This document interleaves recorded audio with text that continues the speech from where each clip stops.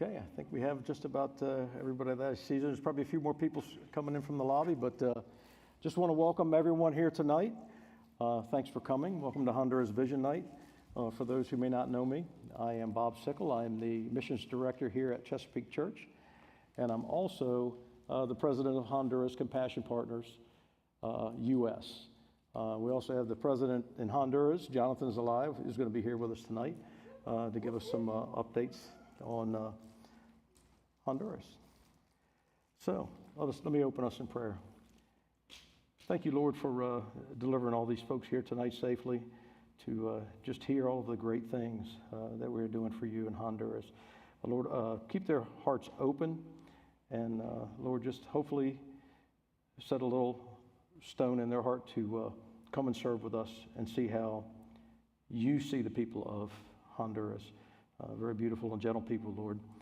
We would hope that they would join us on a trip, and we just ask that all in your Son's name. Amen.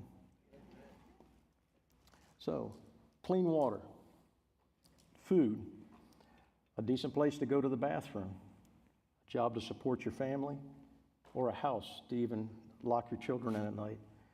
A lot of these things are things that we take for granted here in the States. You know, some people may or may not have some of those things, but all of those things, I would say most of us take for granted. In Honduras,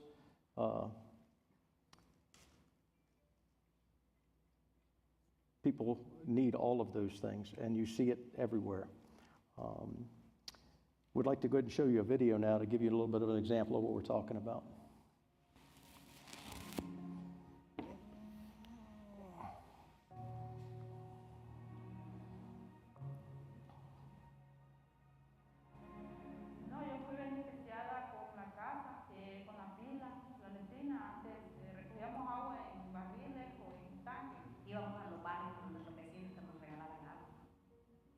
Para lavar nos tocaba ir al río largo, como decir acá, como vivíamos antes.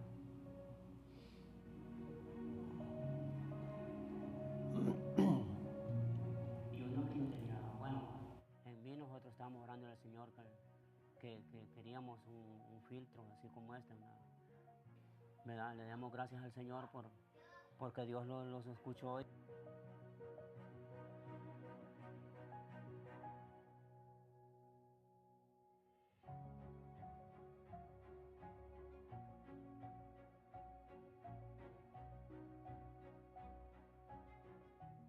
Pues antes aquí era complicado porque había que ir al monte. Después de que ellos vinieron, facilitaron más las cosas y ya los niños no iban tan largos. ¿Para qué? Me mojaba, sufría frío, tenía miedo hasta para en la noche. Me sentía insegura. Hoy las cosas son diferentes.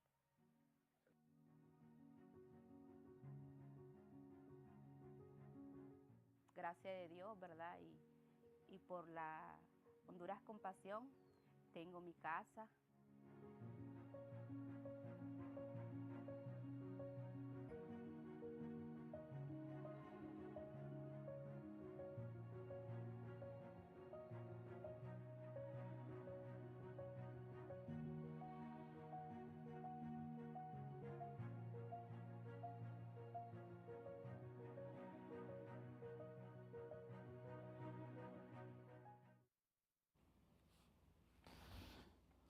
All right, well, that gives you a little bit of a taste, if you haven't been to Honduras, some of the conditions that people live in Honduras. So who we are, for those who don't know, Honduras Compassion Partners has been around since about 2014, so we've been doing this for a little while. We planted roots in La Paz in about 2018 and started serving there. We're a 501c3, which means we're a nonprofit, all tax deductible. And our mission is to help the poor and underprivileged of Honduras to reach self-sufficiency. Our mission is to, as you can see, is to transform the city of La Paz. Our vision is to engage people through transformational relationships. And I want you to hold on to that transformational relationships, because it was hard for me when I first heard that, but I have a little story for you later on in the presentation. In that last video, I don't know if you saw the gentleman that was carrying the latrine on his back. His name is Salvador Yanez, and he is a perfect example of a transformational relationship. And I'll be talking about him in just a little while. And our values are self-sufficiency, healthy living, and dignity. So I want to talk a little bit about some of our initiatives. So clean water and sanitation, you got to see some photos up there in the video of some situations in there. So in La Paz, some of the houses are not built very sturdy. They're on hills. The sanitation, runs out in the open, runs into the open waterways and things like that. And so some people don't have a safe place to store water. So you saw a photo of a pila. Now, pila is nothing but a brick water storage facility. They are built on site with teams, and then they parge it up really nice and tight so it holds water, and they could either pour water in there, or they have a water line that comes in from the city or a well that keeps it filled. Now, we have direct access to water here, but in some places in La Paz, they only turn on the water in certain communities for a few hours a day, once a week. So they have to capture what they need for that time period or go get it somewhere else or have it brought in. A lot of places, people that don't have a pila, they'll store water in, buckets, open buckets or jars or something like that. And that is a really unsafe condition because they can get dengue fever. All of those could be storing water, and then one or two of those get some contaminant in it. So if they have a pila, they can store the water, and then the government will come in and put a little chemical in there to kill, any bacteria that's in there, but it's safe for them to drink. And then you see the water filter. Sometimes the water is dirty. The water filter, makes it safe for them to drink it in case there's something in there. So just to have the ability to give somebody clean drinking water is a very powerful thing. It's something that we just take for granted. Half a water bottle, I've done it myself. It gets hot, I dump it out. That would never happen down there. That's perfectly clean water like that. The latrines is a pretty incredible way for somebody. I can't imagine not having a sanitary place to go to the bathroom. But you go into a village like a Buenos Aires, and we're installing quite a few latrines in that community. In 2023, we installed 107 water filters, 30 environmentally safe, pour flush latrines. They have to take a bucket of water, pour it in to flush the latrine, and 27 pilas. And we're just getting started. There's still a lot more to do. As far as housing, you could see some of the houses that were in those videos made of tarps, just sticks, barbed wire holding things together just to get a shelter over a family's head. So when you join a team, that's one of the projects that we can do is to build a house. The houses are wood houses. We would consider them sheds. They're about 14 by 18 feet. The one thing that I will say is that in each one of these situations where we're installing a latrine, a water filter, or a house, the client has some skin in the game. The person that we're serving is serving with us or has done some preparation or has some responsibility in that. It's not just a handout, it's a hand up. So when we do this, we're in partnership. It's about relationships. So it makes a big difference to know that these folks have some skin in the game. And there is really about, people ask me, say, well, I don't build houses. I don't lay blocks. I don't have that skill set. The only qualification you need to serve in Honduras is the heart to serve another human being. That's really all you need. Our staff is incredible at teaching you anything that we do. You have to have zero skills. We show you how to do everything. Everything's laid out for you. And so that's really all you need. I'll tell you a story about in August, I took my family team down, and my brother was on that team. We had a woman join us from Utah. We didn't know her. She said, my name's Helen Jackson. I'd love to join you. Turns out she was from Honduras, from Tegucigalpa. She moved when she was 19 years old to Utah, got married, had 3 kids, and she was feeling the calling to serve in her own country. So she talks to was talking to my wife, and we invited her on the trip. I didn't think too much about it until we actually got there and got to meet Helen. She was absolutely incredible. She was on fire. We went to work on the house, and she said, "Can I get in there and do some of that?" I said, "Have you ever used screw gun?" She says, "Nope, but show me, I'll do it." She got right down there, and she was using the nail gun, using the screw gun. She did it all. And so what I realized after the fact is how brave she had to be. She left Utah and joined a bunch of people that she didn't know. And by the time we left there, it was a sad occasion that she was going to have to say goodbye to us. And she said, "Do you think we could do this again sometime? I'd love to bring my kids." And I'm like, "All you got to do is say the word. We'll put a team together and we'll do this again." So that's one of the things that tonight I would like to share with all of you is sometimes we got to break our own bubbles to get out and serve other people, but it's worth it. This is a huge gift to be able to go to Honduras and serve people and know that you're making a true difference in their lives. So Helen, after I thought about it, Helen was a very special person to me for just being that brave to just show up and service with people that you didn't know. So, but those houses, once the house is done, we mix up concrete and we actually pour a floor in there, and then we wire it for 1 or 2 lights inside, a plug, and then a light outside. And I don't know if you noticed in the video, there's a ribbon cutting ceremony at the end of that, and that's a pretty powerful thing when you see that person cut that ribbon, and now they're actually in a shelter that they can lock themselves in, lock their kids in, lock their possessions in. So it's a really big deal. So last year, HCP teams built 10 of those houses. So we're definitely moving the needle when it comes to housing in Honduras. Well, that's all I have. Now I'd like to introduce Jonathan Zelaya. He's going to come up and talk to us about education in Honduras. Thank you, Jonathan. Gracias, Bob. Buenas noches. Oh, okay, sorry. Today I went to play golf, and there is some muscles that hurt that I didn't know they existed. If Bob can speak here publicly, you guys can build a house. So I wanted to start talking about education right away. But when I was out there, someone asked me how much time we had, and I said, let's just have the Holy Spirit tell you what to do. And when I say those things, I just start reminding it about wanted to share with you a Bible verse, really short. So I'm sorry with the people that have planned these so good. I'm going to go out of script. I'm Honduran, so I'm sorry.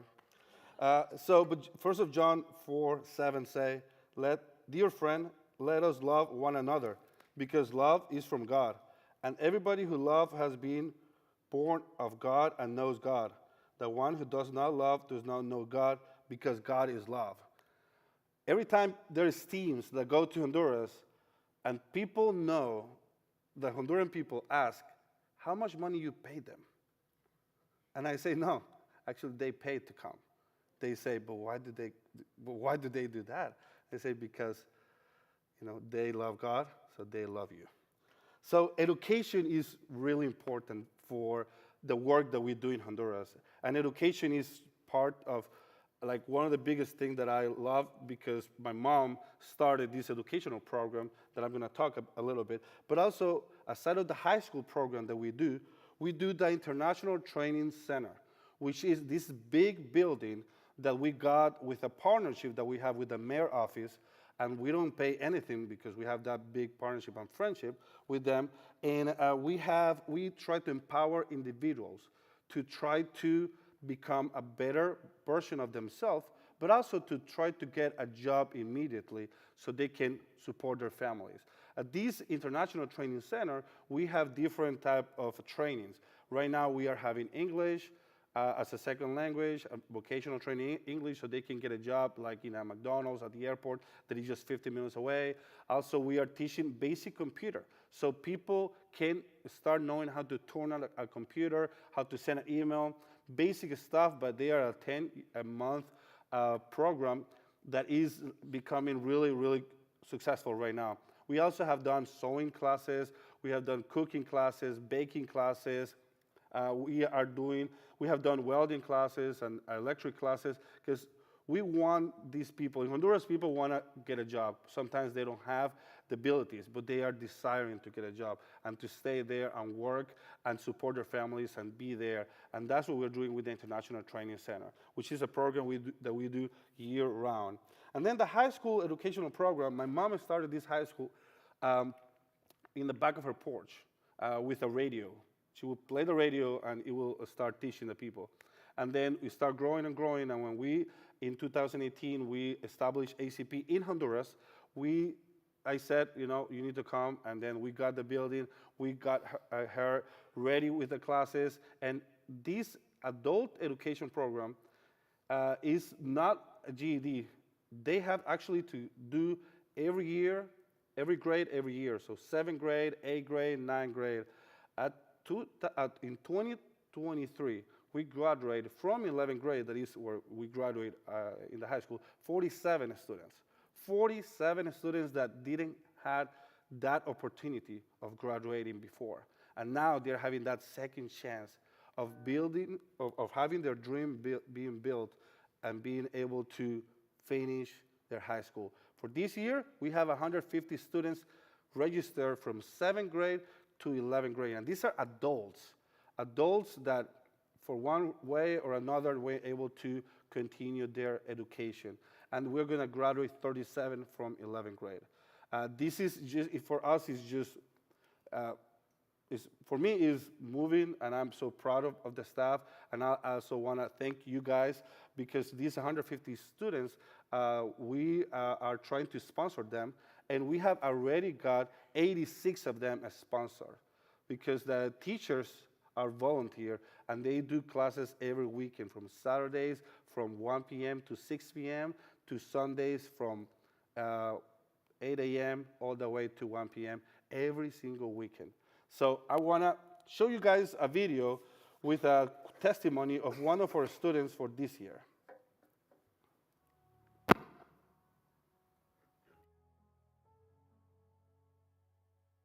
Hola, mi nombre es Carmen Teresa López Mazariegos, mi edad es de 26 años, soy alumna de 10º grado. En el año 2017 yo concursé lo que fue séptimo, al 2019 estuve en noveno, fue cuando yo me salí. Porque en 9º grado cuando yo salí, salí porque estaba embarazada. Si no fuera por manos amigas para bendecir, yo no pudiera seguir estudiando, porque no tuviera ese apoyo que ellos me están dando y el esfuerzo que hemos tenido para seguir adelante. Cuando yo me gradúe, mis metas es conseguir un trabajo, poder seguir adelante, sacar a mi familia y poderle dar lo mejor a mi niño. Gracias a ustedes por apoyarme a mí a cumplir mis sueños de graduarme.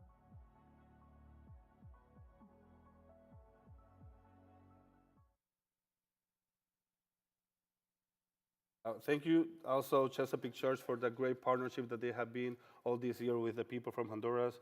As a Honduran, I want to say thank you, because we have been transforming the city of La Paz big time, and we can see it, and people can see it, and that's just giving all the honor and the glory to God. So thank you. During the whole year, we also, when we don't have teams, we have other programs. And one of the big programs that we have is with women empowerment. And with the women empowerment, we have this cool and amazing program that, in Honduras is, I believe, that is, or at least in our area and region, is the only one that is with the great partnership with the Right Way, God's Way, or El Camino Correcto, Camino de Dios in Spanish, which I'm going to ask you guys at the end how to say it in Spanish, which is just, it's just been great and amazing to see these women every single weekend. But I don't want to keep talking, so I want to invite Lynn Downs to come to the stage with her crew to speak a little bit more, and also to thank you guys for being that great partners They do a great job here in your county, and they are doing a great job also in Honduras and in the rest of the states now. So, thank you.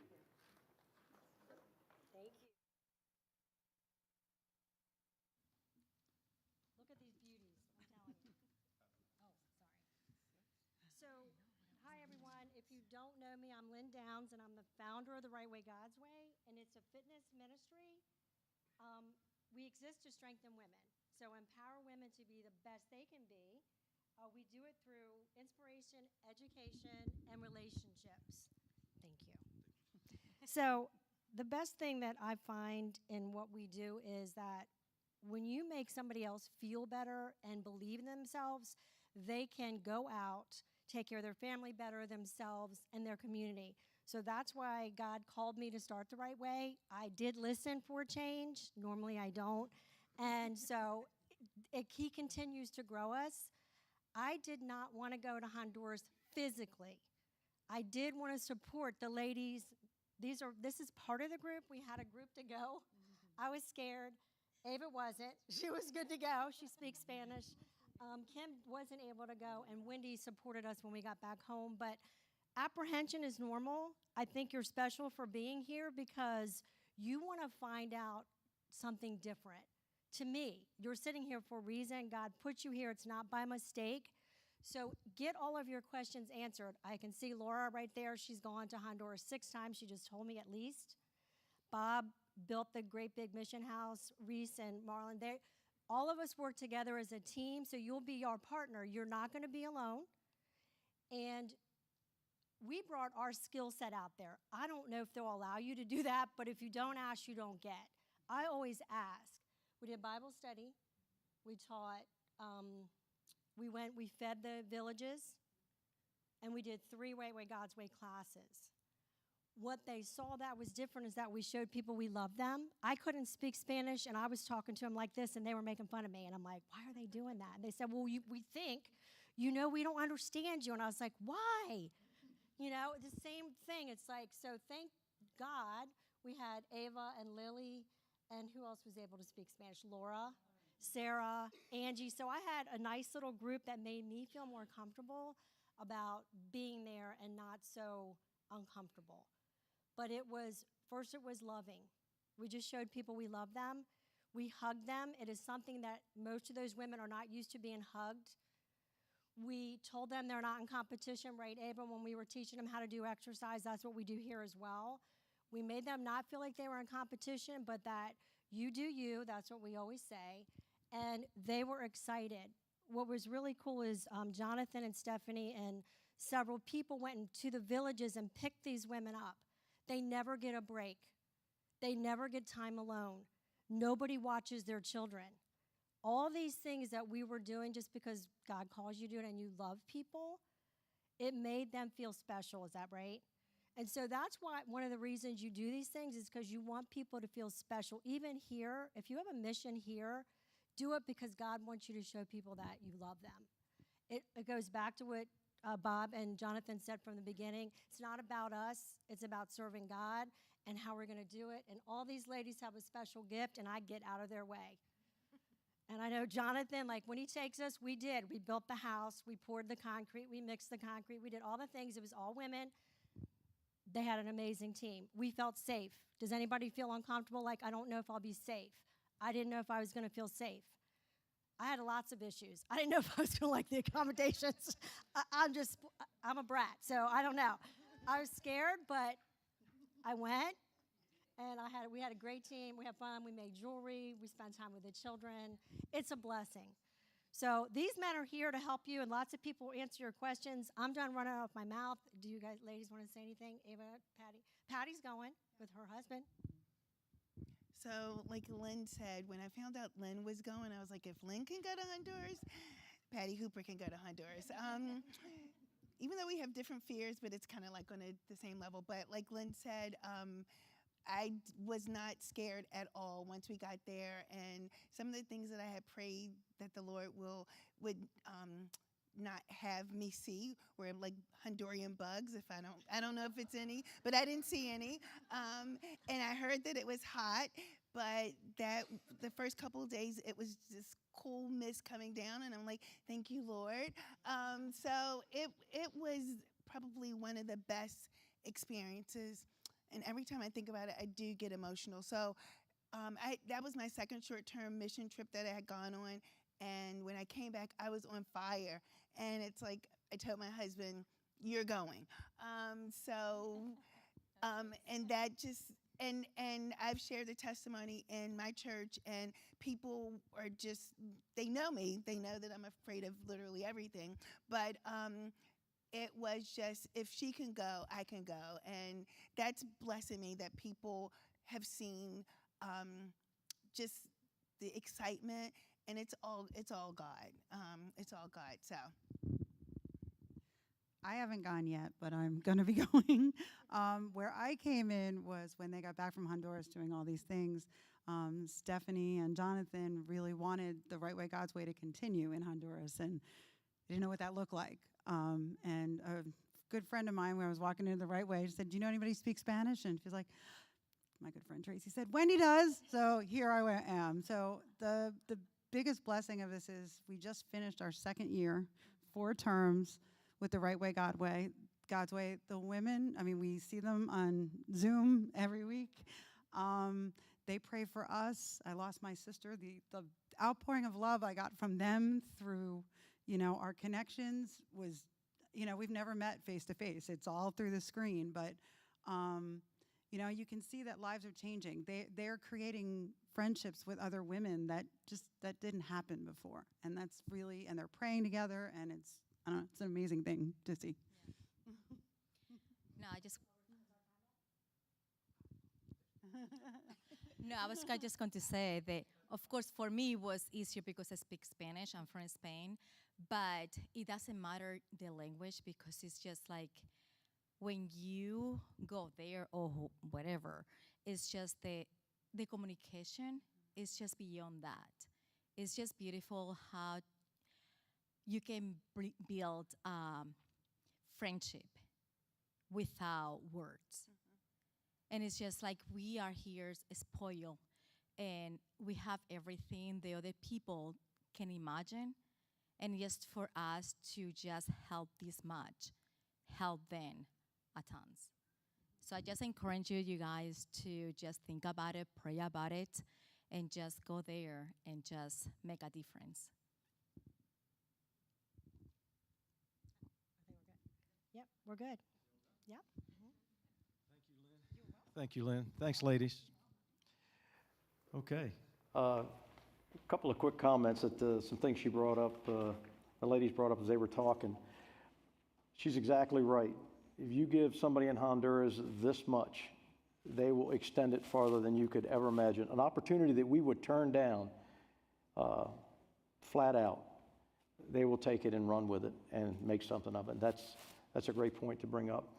At this point, I'm going to bring up Risa Rule. She is our lead team liaison. And another thing that I noticed is Wendy said she hasn't been to Honduras yet, but she has been serving. And so there are opportunities to serve here.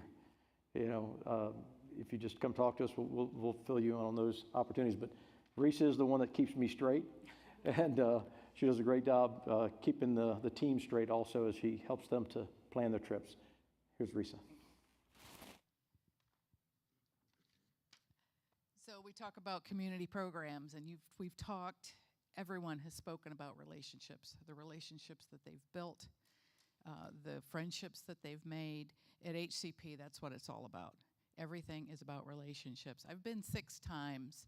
I have a lot of Facebook friends in Honduras, and I feel so encouraged by them. Anytime I post something, I get lots of little animated things from them. They're just so awesome and encouraging. But when you're down there, how do you build that relationship? The language barrier is part of it, but we have translators for you, so that's taken care of. But how we build them is just by working side by side with them, building the houses, installing the latrines and pilas, but also through our community programs. So we do, most every team does communal meals. We work together, provide very healthy meals for the children and their parents, and then the moms stay and help clean up. So there's always, as Bob said, skin in the game. Some teams like to put together sports programs. They play soccer, maybe a pickup basketball game, and the kids absolutely love it, especially when there's some of our older team members are really getting engaged in it. They're just pretty excited about watching that old man go. I don't know, but he came home with stitches. That's all I'm saying. So it's also a great way to relax as part of the team is to you do a movie night, you do the feeding programs, you can do Bible school, you can do entertain the kids while their parents are involved in something. There's just so many ways to build relationships and truly lasting relationships. I go back year after year. I see the same people. The first year I went was the first all-women's team, which was exciting for us. And a very long story short, we put together the first sewing program. The next year I went back and saw one of the people been in the program, and she now had her own home business doing sewing. And whew, that hit me hard, to see that something that I take for granted, that I've always had a sewing machine and learned to use it from a very young age, and she was able to turn it into something so much more. But as I say, we go back, we're building these relationships by serving people, working together with them, and just loving them. And I really hope that you think about going, and I'll be happy to be your team liaison. Thank you, Risa.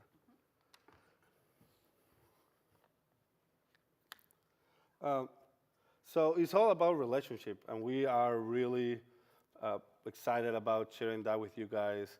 It's so much about relationship that right now we are streaming this on Facebook, and some people in Honduras, after Patty was here speaking, they said, please don't share about her story. Which if you have not gone to Honduras, I will never share about it. It's all safe down there. So it's all about relationship, about like how we have that relationship with everybody, including the people that we work there with you guys. For me, seeing most of the people here right now, I feel like I'm home because I know most of you guys, and I feel that I'm home because I have that relationship. And when you go down there and we see that the translators that have been working with us, and we go to the communities, and we go to Buenos Aires and to El Filtro and to La Municipal, or now that we're going to Guachipilin, it's just really, really just amazing to be able to be part of that. So a lot of people sometimes ask us, how do you guys select someone that is receiving this donation? How does someone get benefit with a house? So we do these big meetings in the communities that we go before we started. And we start dreaming with the communities. Some dreams can go as, let's have this mall or this movie theater. And then we start going to their dreams about like, we need water, we need a house, we need a latrine. And that's when they elect community leaders that sit down with us every month, and we train these leaders to become better leaders. So when we are doing a project with them, the leaders that the community has selected are the ones that tell us who is getting benefit. Because it's easier for me to go to a community and say, that family need a house, but I really don't know their situation because I don't live there. So the community that lives there, they really know who and how much they need that. So that's how we do that. We accomplish all the projects that we do down there. But we also have a lot of relationship with the government and the firefighters. And in some of the pictures, you can see one of our board members, Kristen Gallimore, delivering ambulance that was donated to the city of La Paz, and next to her is the mayor. And in the other two pictures, you can see, and that's Stephanie Fini, that is our director of operation, and she's talking with the community leaders of Buenos Aires in the top picture, and in the bottom picture, that's in La Municipal. Because we have that type of relationship. We have a great relationship with the Secretary of Health, with the police, a big relationship with the firefighters, which they are like my brothers, and I love working with them. And we like to keep those relationships just going, because we understand the power of relationship. And for us is really important. So we partner with other local organization, and I always say our last name, Honduras Compassion Partners, is key for us because we partner with every single person and organization because we understand that when we do things together, we do it better. So I'm going to invite here again Mr. Bob Sickle to talk about his favorite topic, the campus update. I noticed, Jonathan's switching all the things up here on me. He's testing me. Okay, thank you, Jonathan. All right, so for maybe some of you don't know, we actually been doing a lot of building over the last few years. And early last year in the spring, we finally finished our mission house. We got it up and running. We were running off of diesel power. First few teams there, we had an emergency diesel generator there that ran the house. So you see the mission house right there. But it has full power now. We have power off the grid, and now so if you're wondering whether you end up waking up in the dark, you won't. We have a backup generator there. So that was a great milestone for us to get to that point. I want to point out the gate there. That's our property. It's about almost 5/8 of a mile off of the main road through farmland, and it's got about 15 acres right in the middle of this huge farming district. So it's off the beaten path. It's away from everything. Those gates right there are pretty special. We talked about a transformational relationship. I met a young man at another mission years ago, and one of the local leaders found out I could weld, and he asked me to help train this young man because he just needed to find a career. Now, he wouldn't speak one drop of English, and I was struggling to speak any Spanish at all, but he was the most talented individual that I've ever taught to do welding. It was amazing. I would show him how to do it wrong and try to have him weld it, and he would make a mess of it. We cut it apart, and I know a lot of bueno, no bueno, and that's how we communicated. And but this young man was just incredible. So we designed some different things together and did some different projects over the years. He was the gentleman that was carrying the latrine in the very first video. He built those gates, and so he asked me over WhatsApp, I want to build this gate. And when I got to Honduras, I opened my book and showed him a picture of it. He took off running and got his book. He had drawn the exact same thing. So it was like of one mind. And those gates are absolutely beautiful. And so he has a career now. He worked for us for a while now. He's on his own. And he also built that warehouse right there. He hired a crew of guys and built that for us. So that is a transformational relationship. He went from not having a skill, he took this much from me, and this guy was incredible.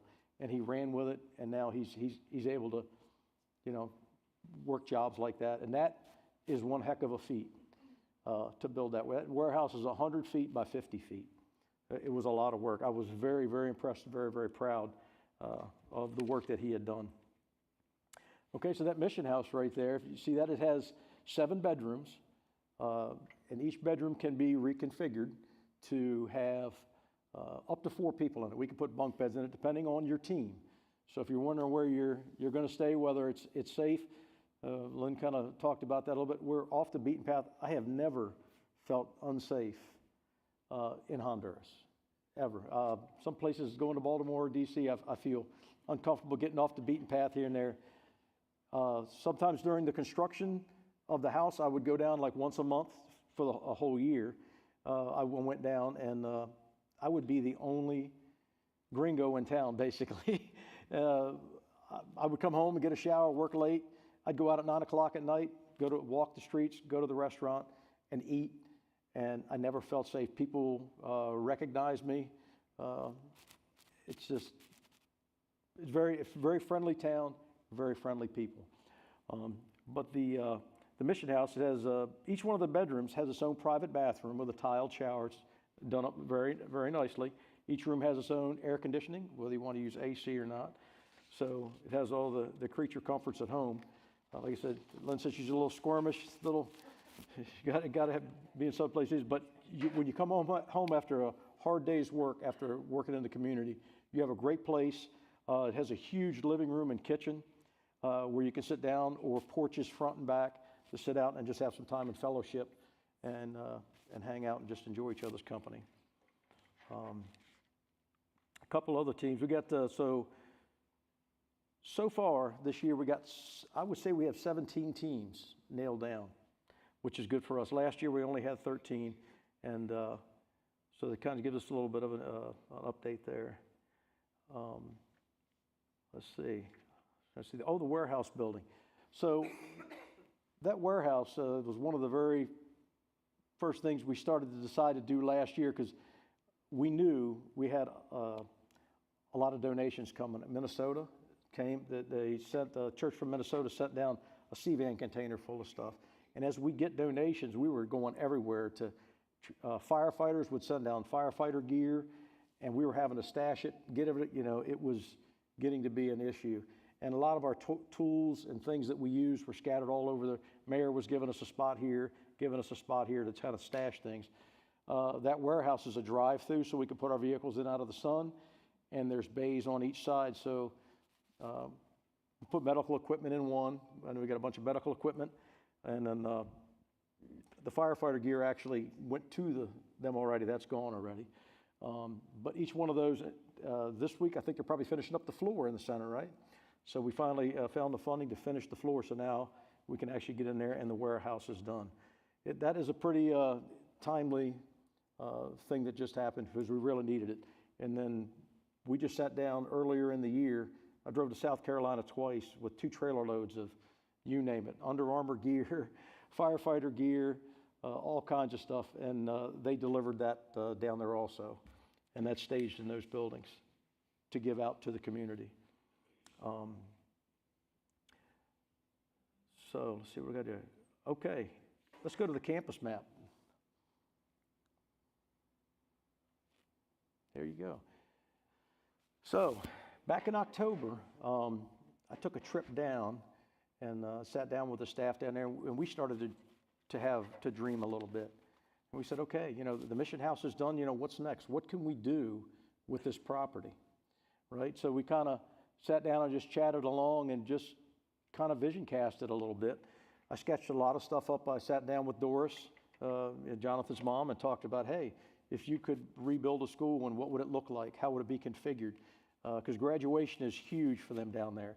So to reconfigure the high school to make it so all the parents could come and see and look at this accomplishment. I'll tell you, almost every single house I've ever gone into, the pictures on the wall aren't of marriages and the kids, it's pictures of the kids in school.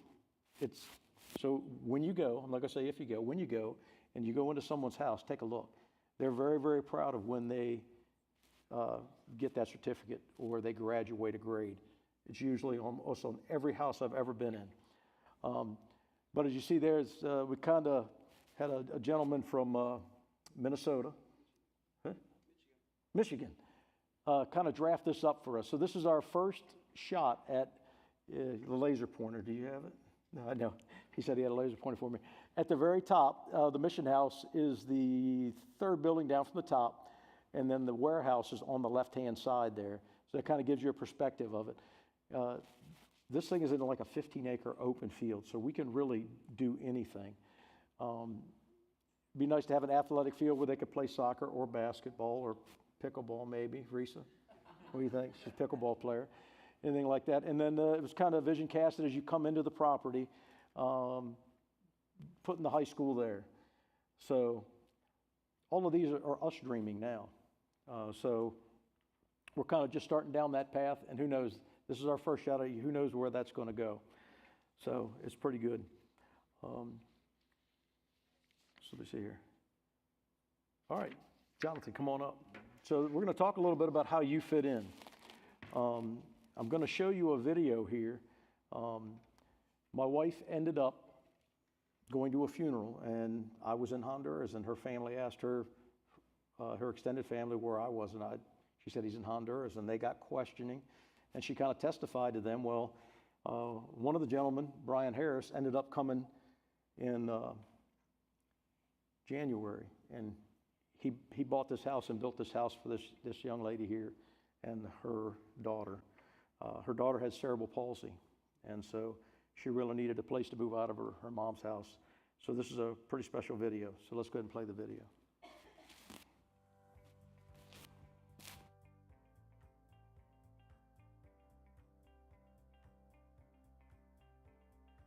As an experience, it was something that was very unexpected. The ability to build a home in 3 short days with a fantastic team swelled my heart with joy and also brought me to a place of realization on how fortunate and blessed all of us are that live in the United States. Those who are living without simple abilities of decency to use the restroom, to get fresh water, and to take care of their family in a safe environment is something that's just not part of my everyday life. We met Mercy and her daughter Marley, and in 3 days we built her family a modest wooden home. She and her family had prepared the land before we had arrived, and Honduras Compassion Partners staff ordered the supplies and had them available at the house site for us when we arrived. The staff worked hand in hand with us to teach us the skills and help us build Mercy's home. It was fun, and the people I served with, I believe now, are lifelong friends. It's a roller coaster of emotion when you're dealing with, people that are in such need. You either feel a calling or you don't. And when you feel your calling and the time that I had with the people that joined me on this Mission House experience, it changed you forever. You realize that you can do so much good, and the response that you get from people that you've never met, that you're doing something that will change their life indefinitely was very impactful for me. There's no fear. If you don't like to hammer nails and do construction, there's plenty of painting and orphanage and nursery and children activities. We did a community feed for approximately 100 children that we used a wonderful recipe from Jose Andres to build out a nutritious meal of rice and chicken and vegetables. And we did include a little juice and candy, which made the kids smile, and it was really fun. A lot of things are available to do, whatever your age, whatever your physical ability. It can be as easy as talking with others to physical labor, or just offering support. Welcome home. Bienvenida a su casa.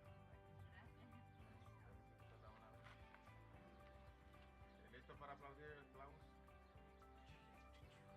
Yeah!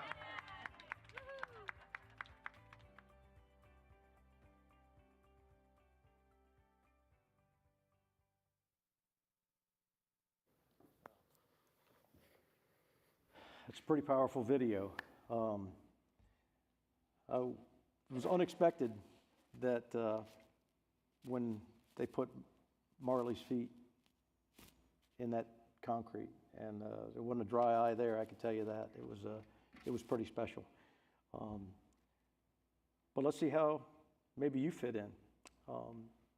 HCP, we run on relationships, love, and teams. That's how we get it done. So what we're asking is, if you know anybody who might be interested, send them our way. If you're interested, maybe not this year, maybe next year, let us know. We would love to get you to go on one of these trips. And you won't regret it. Yeah. So let's see, what else do I have on here that I want to talk about? Oh, this is really a time of planting seeds.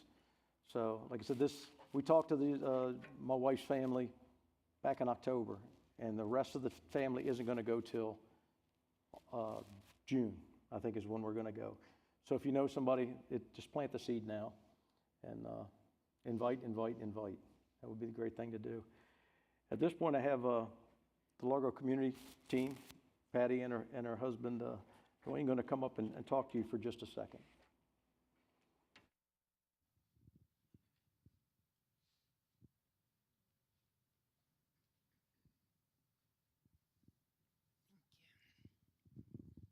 I'm not going to talk for long because my husband's going to give me the eye. But anyway, Jonathan had made reference to something that happened. So I can't tell you unless you've gone to Honduras. So it wasn't anything bad. It was a safety thing, but I survived. But yes, but what happens in Honduras stays in Honduras. But I started sharing about my excitement for going. And I don't know why I still get emotional, because it's just, like everyone had said, I mean, once you go, you just get this desire to just go back and help. And it's not like the kids or the families are on the corner begging for your help, but just like they said, when they see us come with Jonathan and Stephanie, it's almost like we're vetted and they know that these are good people that are coming to help. And I mean, we were talking about the communication or lack of communication. It was one night that we were there. I think we were doing coloring books or something like that. And I had a couple of teenage girls around me. I don't know Spanish, hola, that was it. But they just took my phone and we were looking at my familia, and they saw my chicas and chicos and my casa, and we just made a connection. That the other days that we were there, it was like, Patty, and it's just like, you know, let me see your chico, and your son is guapo, and you know, I just learned a whole new language, and they just made my day when we would come into the village and just call my name, and it is such an empowering feeling. So I want my husband to talk, because when I was there, I said, I could stay longer. You just need to come and bring me more clothes, and we'll figure out what we can do in Honduras. We could be coffee bean farmers. I don't know. We would figure out something to do. But that excitement just transferred over to him, and I'm so excited that he's joining me and got some other folks in my church riled up to go to Honduras. Well, good evening, everyone. So that story that she was talking about almost granted her wish in terms of staying in Honduras. So I'll leave it at that. My name's Dwayne Hooper. I'm a pastor, executive pastor at Largo Community Church. And I'm embarrassed to say I've been in that ministry position for 24 years, been in ministry for 30 years, but I've never had any ambition to go into the mission field.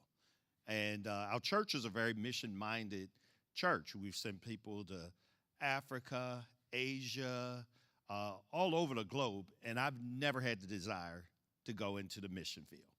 And as I said, I'm embarrassed about that. My wife came home from Honduras 2 years ago, and she looked at me and said, "You're going."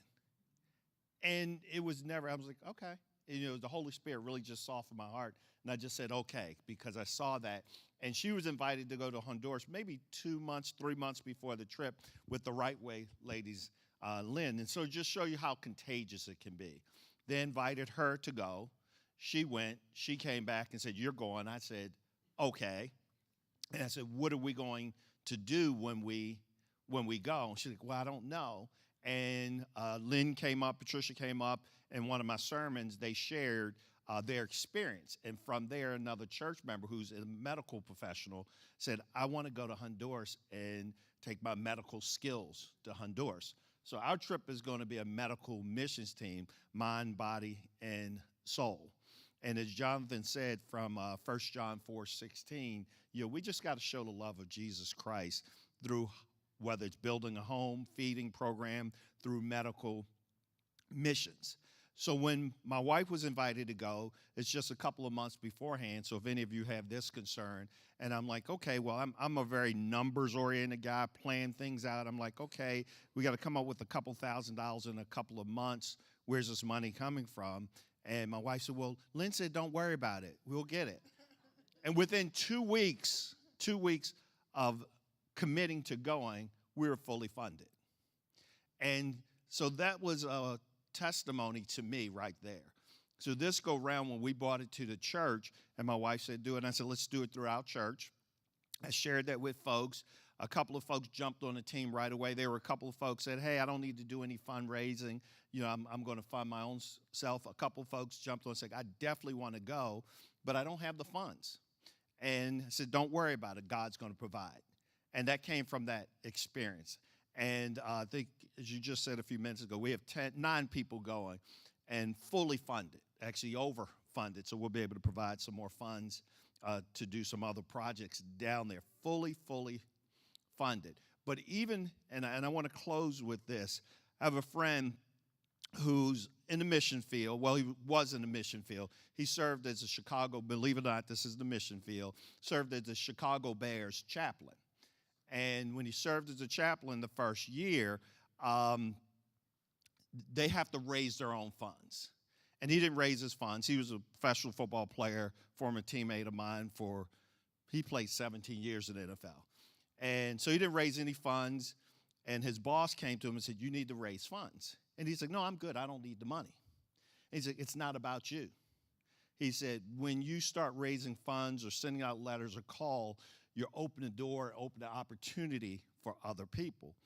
So he said, well, okay. And he started sending out some letters. And one of his Hall of Fame teammates called him and said, man, Harry, is it that bad that you're begging for money now?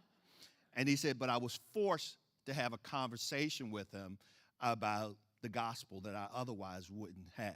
So bringing that to our church, I said that to every one of our teammates. I said, whether you have the money or not, I want you to write letters or post it on your social media page. And the testimonies that we've been getting back from people that have read those letters, that have seen those letters, just giving them and us the opportunity to share the gospel before we go. God is already working. And one of the ladies the other day was just like, things are just incredible. I can't believe what God is doing. And we haven't even gone. We're 2 months from going. So I'm really looking forward to going. And if you have any apprehensions about going, I never have. And she's afraid of everything. She is afraid of everything. She won't even go down to St. Mary's County because she's afraid to go over the Solomon's Island Bridge. So now after what happened in Baltimore, you might understand why I can't. But anyway, and she went down there, and it was a blessing. And I will share this and close with this. We were here for a class, and outside of the class, I heard a group of people talking about going to Honduras. And the group is going, who is it? I was eavesdropping on your conversation. And they're going the week before we're going, and they're talking about these kids going. And, it's kind of like, when you go on a roller coaster and you see these little kids go on a roller coaster, but you're afraid to go on a roller coaster. It's like, man, these kids are going. I guess I can't be afraid to go there, so I'm going now. So I went back and shared that because that was a question that we always got. Say, what's the State Department saying about Honduras, et cetera, and so forth. And I'm like, the team that's going down the week before us are taking teenagers. Come on, you got to get over there. And an 8-year-old. There you go, 8-year-old. So anyway, that's a testimony within itself. So I'm going to pass it back over to Jonathan. So it's been a pleasure working with Jonathan, Risa, and Bob, and the rest of the team.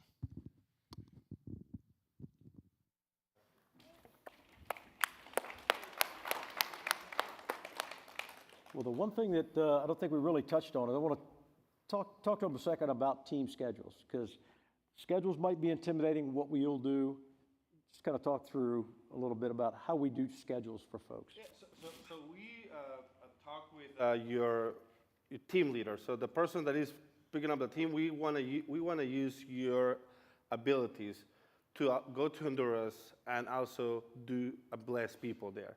So if you want to build a house, we will build a house. If we do water filters, we do water filters, latrine, movie nights. We can go and visit the orphanage. We can do medical brigades. We can do training to medical, dental. It's about you ability and what you guys want to do when in Honduras. We have, of course, a list of priorities that we will always share with you guys about needs that we want to do. Once you guys are there, we discuss it, and we have Zoom calls with the whole team, and we explain, and we share, lay out the expectations, so everybody, when they go to Honduras, they have an idea of what it is to be going down there to support us. So, yeah. Very good. And if you heard me earlier about Risa, we have several team liaisons. So we can answer any question that you have. We take all of the doubt and fear out of going. We make it very easy and very seamless. We work with you from the time you sign up to the time you get back, you'll hear from us. So don't let that intimidate you. We'll have a whole group of people here. Jonathan and I, Risa, Debbie's here. You got people here that have been many, many times. If you have any questions, we're here to answer your questions. So I'll open it up to questions right now. Does anybody have any questions that they'd like to ask that I might not have covered or you want to hear some more about? Jamie? Say it again? Do I have a list of teams available tonight? Upcoming, go ahead. Well, there's a card that they gave you in the entrance. If you QR code that card, there you go. You can see all the list of the teams that are currently there that you can jump in one of those teams. And also we can talk more after this. Yep. And don't let that limit you because teams are being added all the time. Yeah, So- the dates are there. Yeah, the Yeah. dates and the name of the teams are there, so you can like see which team you would like to join and the dates work. I would say it's hard just when you're just looking at the team name to know like what the team is about or who Right. they are, and so you could email info@Honduras and say, That's you know, true. what's this team about? Who's leading it? Could I join? That is the best way. If you're talking to somebody after tonight, tomorrow, next week, shoot us an email at info@ on the website, and a team liaison will get back and then talk to you. Sometimes it's hard to tell by just looking at the team, whether it's an all-guys team, it's a community team, it's a ladies team, it's a family team. So yeah, you're all right. Sometimes it's hard to tell. So. Those are, Yep, that's the best way. Yep. And if you say, oh, none of this week works, you can just send us an email and we can see like how can we work it out to have you go down to Honduras. Yep. So some folks will go for a 7-night stay, right? Some teams only go for 5. And so don't let that limit you too, because sometimes you might not be able to get a certain time off. The airport, as you're sitting on the front porch, you can sit there and watch. You can't hear them, but you can see the airplanes. They're 15 minutes away from a brand new international airport. It's a beautiful airport. And so we've had team members, our team member Helen from Utah, she flew in several days before to go surprise her parents in Tegucigalpa, spend a few days with them, and then she drove back to Comayagua to meet us at the airport. So things can be worked out with the lengths of trips and things like that. So, you know. Anybody got any other questions? Jamie?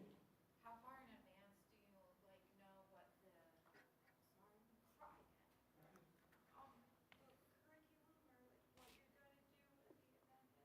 is? I couldn't quite hear you. How far in advance do you know what the team's going to do? Risa? Oh, as soon as someone wants to build a team or they have a team, they speak to us and we can go from as far as 1 year planning the team ahead to like 5 months of planning the team, what they're going to do.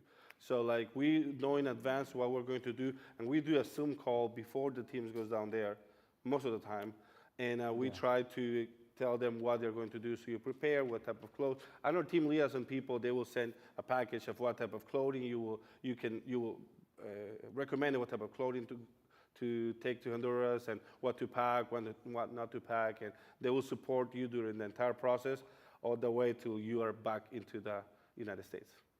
Yeah. See. I can tell you from experience, a lot of times you plan and you think you know what you're going to do, but God will have other plans. So don't be surprised. Yep. Thank you, Paul. Absolutely. Anybody else? I forgot to add one other thing with our medical aid. Calvert Health is partnering with us. The hospital down here is providing us with supplies to go. So you never know who's going to step up and God will use to help you in your ministry. There you go. Yep. Bill? Yes. Can you let them know how the fire trucks and everything got down there? Oh, yeah. Okay, yeah, Bill brought up a good point. So There's no FedEx or UPS or anything like that from here to Honduras. So we work with the Denton program. It's a military program to work with nonprofits. Once you get vetted and you can ship things. Someone donated that fire truck, not the fire truck, but the ambulance you saw. That we sent a fire truck, an ambulance, and a rescue vehicle, and we have to get them down to South Carolina. They put them on a C5 probably, strap them in there, and they fly them right down to the airport where we land, and then they deliver them to Honduras. So any kind of supplies can go down there. Sometimes it's easier to send it on the Denton program than it is to, otherwise it's in your backpack and you're taking an extra bag to carry extra stuff down. When people ask me what is, if we have Amazon, you guys are my Amazon. Yeah. So if you go to Honduras, as some of you already know, you might get an email from me saying, hey, can I send some things to your house? But like the Denton program, so talking about also safety, where the airport is, next to it, there is a USA military base that has around 500 US military people that they have a joint task force. So they have Army, Air Force, Navy, Marines, Space Force, that they are there. And it's the only US military base in the whole Central American countries. And that's where the planes that bring the donations, they do that humanitarian, and they landed there. And we have received 2 ambulances, 1 big fire engine, a small excavator, skid steer? The skid steer, and a lot of other tools that we have got. Like we have received a lot of things that and at zero cost. Thank you. They don't charge us anything. They don't charge at all. And it's a great thing to support the programs and the missions that we have been doing down. So thank you for adding that. Got one right here.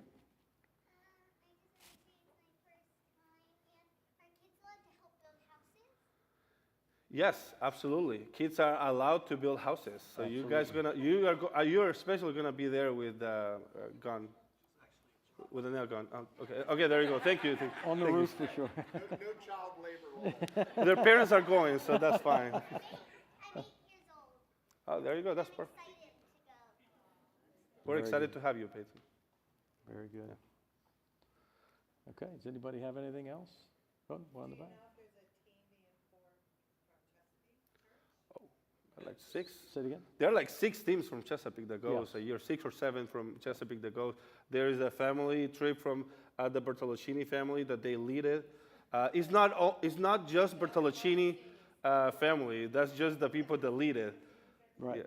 Yeah. Then we have another team from Julia Dole here, the Dole family that is leading it. We're gonna have a summit trip. We're gonna have the women empowerment from Kristen Gallimore in November that they are going to go. We just had that team that you led. I'm sorry. Yes. Yeah. So we have like 6 or 7 teams from Chesapeake that goes a year there. Okay, that's why I was just looking at them, and Yeah. I didn't know if we could know where they were. Yeah. A lot of the other teams are Rotaries from all over the country are joining us. So they do clean water. They're a service-oriented group, and they're from all over. Yeah, Michigan. You can tell them if they don't Florida. want to join a team, they can start their own team. Yes. So it does get contagious. You heard it does get contagious. I took my brother last August. He went back in January, and he wanted to visit the family that we built the house for in August. It was a great visit. They were happy to see us, and now he has his own team in August. So he's invited his kids to. He told them, you're going. So I know at least one of his sons are going. And but he's put his own team together. There's probably a few guys sitting out here in this audience will probably join him too. He's a piece of work, but it's going to be a great team. So you can always join a team. So we recommend to join a team, but if not, sometimes also there is service opportunities here at the church to serve as a community liaison and other areas that you can serve. Sometimes people said, I don't think I want to go. I don't think I want to travel. But we always need support and help. So thank you. Yep. Okay. Anybody else? Oh, all the way in the back. Deb. I thought maybe it might be a good idea, even though it's on the website, to talk about the cost, what it costs. The cost. Okay. As we have it on the website right now, it's a 7-night stay. Is $800 at this point. And then we can prorate that down some. It's $650. So, Yeah, so the cost it is the breakdown. the cost is $650 without projects. So we said like $800 without the projects except the house, without the airfare. So $800 without the airfare for the whole week. But some teams they go less days because they cannot take the whole time. So we will customize that according to the team that you will sign up. Because sometimes teams will go just for 5 days rather than the say 7 or 8 days that they usually go. So it's $800 without the airfare, and that includes all the projects, all the translators, all the food, all the everything. You will not need any money except for the amazing coffee that you will want to buy there at the coffee when you shop. get there. And the souvenirs maybe. But if you don't want to buy coffee or buy a souvenir, you don't need anything at all. Three meals will be prepared for you every day. They're incredible meals. Carolina will cook you a fantastic 3 meals. And so it's when you look at that, I don't know if you're there for that many days with $150 taken out just for your projects, $650 to be there for that long is I think is a good number. It doesn't sound like a lot of money, but it's a full week. And when you're there, you won't want to come back. I've been to Disney World for 5 days. I couldn't wait for that last day, walking around in that heat. And it's like, I go to Honda, and my brother said it. He said, man, I wish I could stay 2 more days. I said, it's never going to be enough. Go home and plan your next trip. Because that's what it is. You just don't feel like when you're leaving, I could be here a couple more days. I really feel like I could stay a couple more. But you just have to leave and then come back and do it again. So, yep.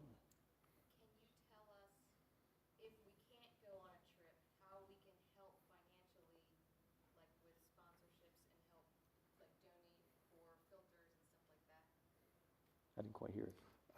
If they don't go in a team, how financially can support Honduras Compassion Partners? Oh, okay. Yeah. So, like I alluded to a little bit earlier, we are truly supported through teams going. That's how we stay. HCP stays afloat. But what we're finding out is, as people join us and they get down there and they see it, they become monthly givers. And I said this about a year ago. I said I would love to build a base of givers like $20 a month. If you had like 500 people to give you $20 a month, that could pretty much allow us to continue with our campus expansion and everything. It doesn't need to break the bank. I would like to have that's kind of like a vision that I would like to see, but you're never going to get anybody to donate to HCP until they go. When you go, you really do get it, and then you really understand it. And so everybody that we have as a monthly giver right now really has been on a trip. So the first step in continuing this quest that is HCP and serving the people of La Paz is to use that one? Yeah. Am I breaking up? Is it swinging? Yeah. Okay. So the monthly givers are slowly going up, and but the teams are the thing that are sustaining us right now. So we really would love to have some more teams come. Julia? So there's a lot of activities that are grant funded. Yes. Thank you, Julie. So keeping answering Caroline's question, also we have the high school, which I was telling you guys that right now we have around 86 students out of the 150, which $40 a month can sponsor the student to continue their education. It's $480 a year, $40 a month, and that's another way that you can support. And right now we have been getting grants from Rotary to support what is the water filters, the trees and pillars that we are getting right now installed in different communities. So there is a different way. So thank you for bringing that up. You can become a monthly donator, or you can also be one of the sponsors of the high school program. Yeah. Thank you. But our focus for tonight was to make sure that we just got as many people as we could here to spread the word about HCP and invite people to come. That is what changes everything. So that's really the focus for tonight, is to answer any questions and see if there's any barriers that we could knock down about trips, and then and get folks to come. So, yeah. Anybody else got any questions? How much are airfares running to Honduras? Okay, the airfare can be crazy. So yeah, and so if you plan your trip early enough, we have caught them down around $500. Oh, that's great. But there are some teams that, for some reason, June seems to be a crazy month. Seems like June is higher. So it all depends as how far out you plan your trip. Yeah. Yep. Yep.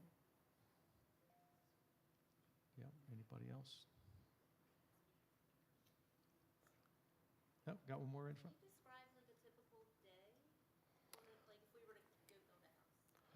So a typical day will start with us taking one lap around our property.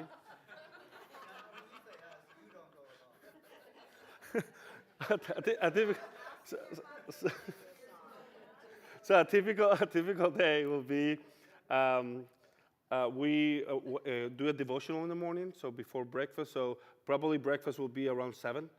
So we do a devotional before that, and then we do breakfast, and then we try to leave the house at 8, and then we go to the site and we work doing the program. We load the trucks or the van. We go to the site where we're going to be working. We work there until around 11:45, 11:50, and then we go back to the house and have the lunch. Then around 1, we go back to the site and work until about 4:45, 5:30, depends how the heat and everything. And then we come back to the mission house and we have dinner. And sometimes if the team is feeling good energy and they don't want to go to sleep, we go up to one of the coffee shops that are just like 7 minutes away in the town, and we do our debrief of what the day was and explain what the next day is going to look like, and like that is going to repeat. Yeah, that's a great question. Thank you.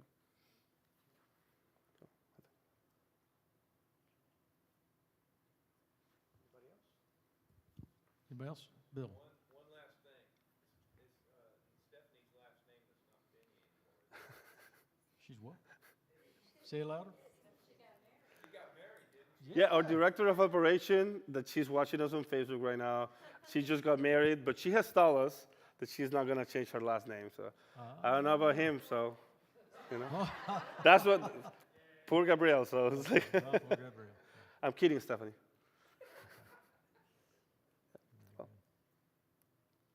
Okay. Anybody else? Okay, I guess that's all. We're going to hang around and answer any questions if anybody wants to just. We actually have some extra cards. If you know somebody that you would like to hand out some of the cards, Deb has some there. Is there some over on the table over there? Yeah, if anybody wants to take extra cards and hand them out, that would be great. Okay, thank you everybody for coming. Appreciate it. Thank you so much. Thank you.